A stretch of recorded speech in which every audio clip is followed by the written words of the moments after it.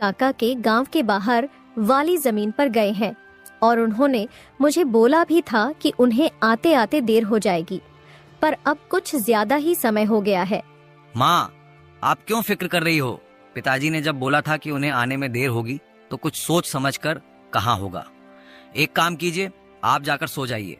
राजू की बात सुनकर सीमा अपने कमरे में सोने के लिए चली जाती है। अगली सुबह भी जब सीमा देखती है कि अजय अब तक घर नहीं आया है, तो परेशान होकर वो सीधा जमींदार से मिलने उसके घर की ओर चली जाती है। सीमा जमींदार के घर पहुंचकर उनसे अजय के बारे में पूछने लगती है। नमस्ते जमींदार काका।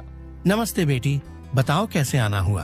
काका, अजय कल आपके गांव के बाहर वाले खेत में काम करने गए थे, पर अब तक घर नहीं आए हैं।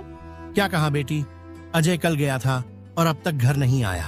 हाँ काका, उन्होंने मुझे कहा था कि खेत गांव के बाहर है तो आते आते रात हो जाएगी, पर अब तो रात की सुबह हो गई, पर वो अब तक नहीं आए हैं। चिंता मत करो बेटी, मुझे थोड़ा समय दो, मैं अभी किसी को भेजकर पता लगाता हूँ कि अजय कहाँ है। जमींदार तुरंत अपने घर में काम करने वाले घनश्याम को अजय को देखने अपने खेत पर भेजता है।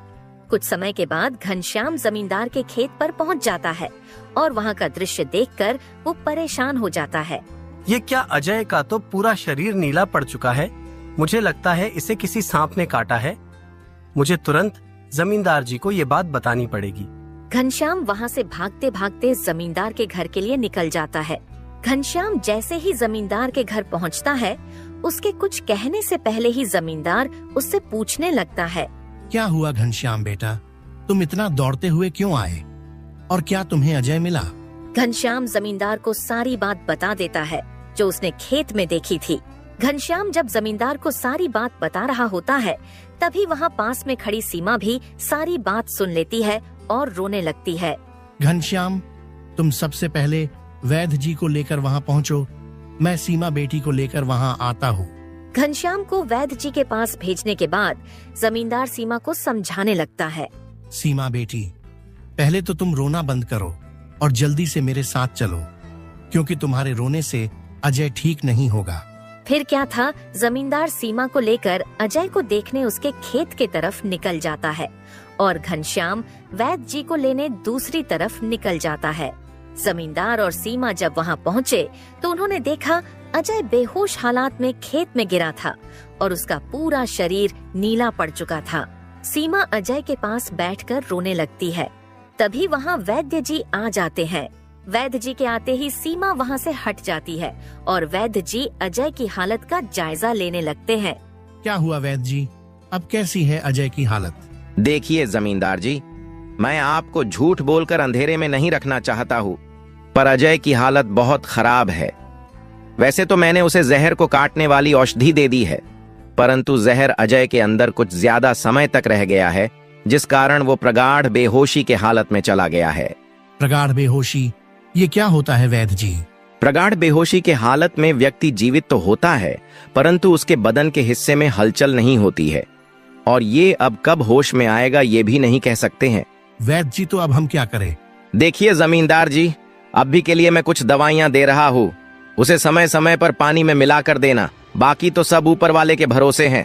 वैद्य अजय की हालत का जायजा लेकर और दवा देकर वहाँ से चले गए। फिर कुछ गांव वाले अजय को लाकर उसको उसके घर के बिस्तर पर लिटा देते हैं। देखो सीमा बेटी, तुम बिल्कुल चिंता मत करना, तुम अजय की अच्छे से देखभाल करो, देखना वो बहुत जल्द ठीक हो जाएगा। और तुम्हें अगर किसी भी चीज की कोई भी जरूरत हो तो मुझे जरूर बता देना, और हर महीने मैं तुम्हारे लिए और राजू के लिए कुछ पैसे भेजता रहूंगा, पर तुम हिम्मत मत हारना।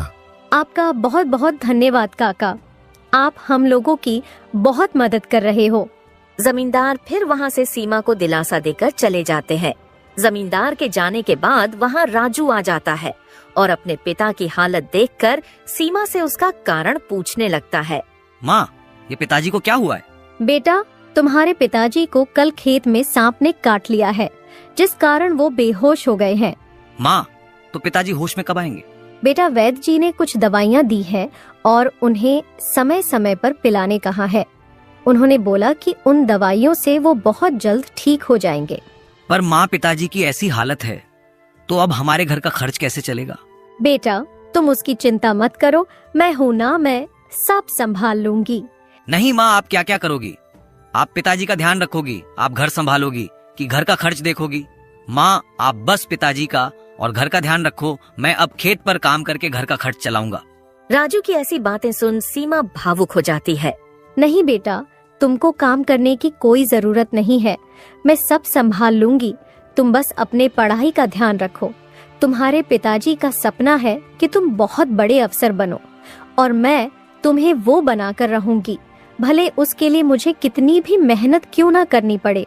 फिर सीमा राजू को वहाँ से पढ़ने भेज देती है। मुझे अब कुछ करना ही होगा, क्योंकि मैं अब अजय का ठीक होने का इंतजार तो नहीं कर सकती हूँ। मुझे अब खुद जाकर खेती करनी होगी और हो सके तो कोई और काम भी देखना होगा।